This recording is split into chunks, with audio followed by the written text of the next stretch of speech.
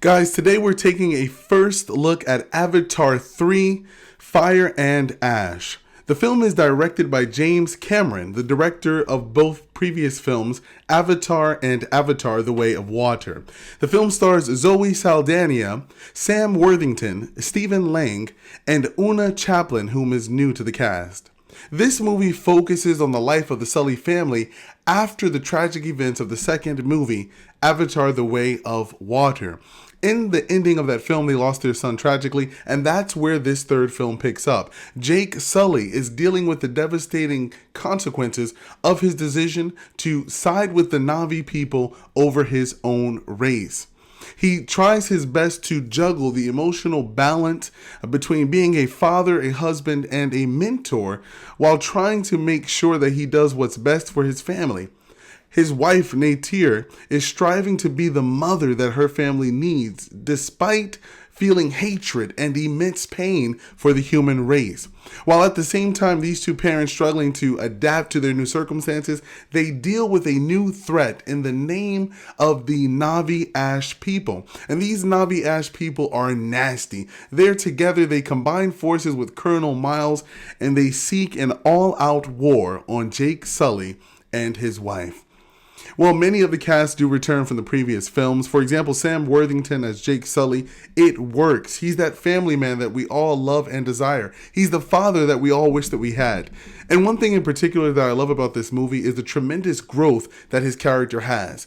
I love the one-on-one moments that he has with his son, and I really appreciate how his character matures. Now, you know that Avatar was based off of a book series, and so in that series, you can gather so much emotion and feelings from this father-like character, trying to do the right thing, but told he's doing the wrong thing for the wrong reasons at every turn.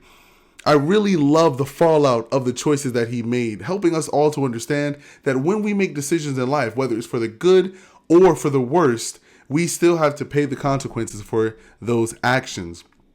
Now, Neytiri, his wife, played by the beautiful Zoe Saldana, I loved her fierce and aggressive nature in this movie. She is downright hateful, but it's not a hateful coming from a bad place. It's literally traumatized hatred in which she's trying to fuel her rage to find that peace that she needs, while at the same time she's struggling to balance her faith in the goddess Eowa. It's really a nice turn of events for those of us who are struggling to find our way in this wicked world today. There's a nice emotional connection that you have with her character.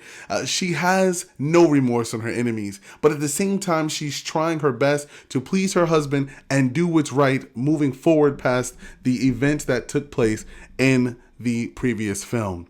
Now let's talk about those antagonists. Now, new to the cast, Una Chaplin. I loved her as Rang. She plays the princess / queen goddess of the Ash people. And man, are they ashy. These Ash people love to play with fire. And if anybody knows anything about fire and black people, we just don't. You know, anything fa or we're just out of that place. But these people love to play with fire.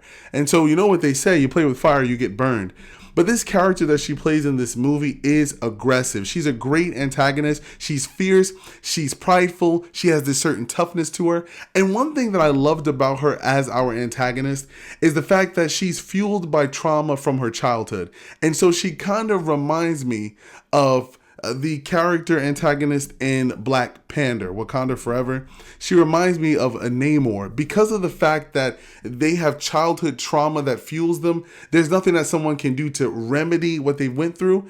And so they're trying to find appeasement for it right now in the future.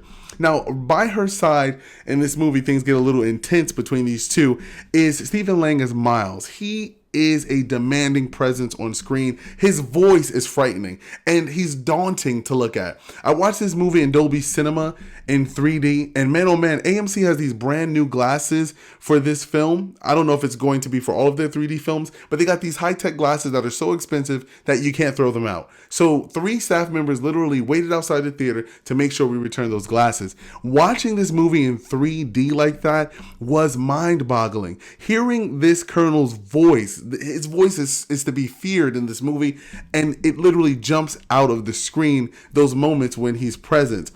I found a lot a lot of emotion with him in this movie. If you are trying to find that balance between him being a father to Spider and then trying to hate him at the same time, you'll find it difficult. There are moments in the movie where I'm like, dag, I really want this guy to survive, but he's really a jerk. Like, this guy is really a scumbag.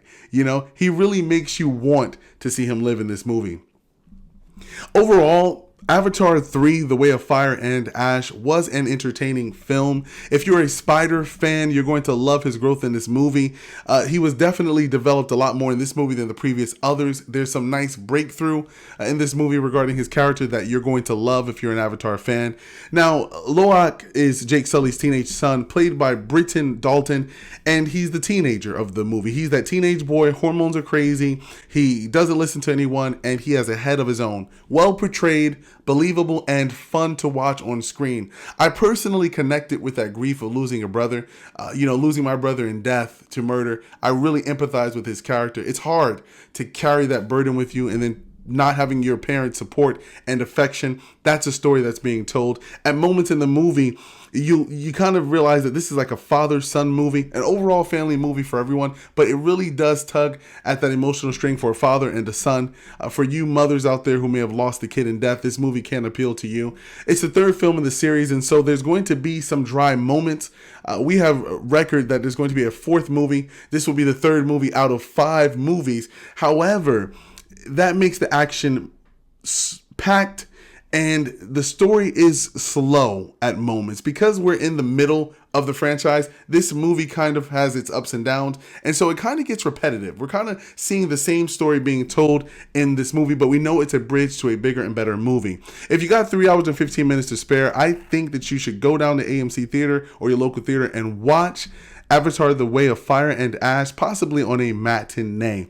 So guys, the credits roll in this movie, but there are no post-credit scenes. Instead, we get sweeping, beautiful essence of Pandora, and we get to rock it out to Miley Cyrus's new song entitled Dream as One, made specifically for this movie. So guys, that was Avatar: Fire and Ash. Let me know down in the comment box what you thought of this movie. Who's your favorite character in this film, in this franchise, and what is your favorite movie thus far? And do you have any hopes for the 4th one?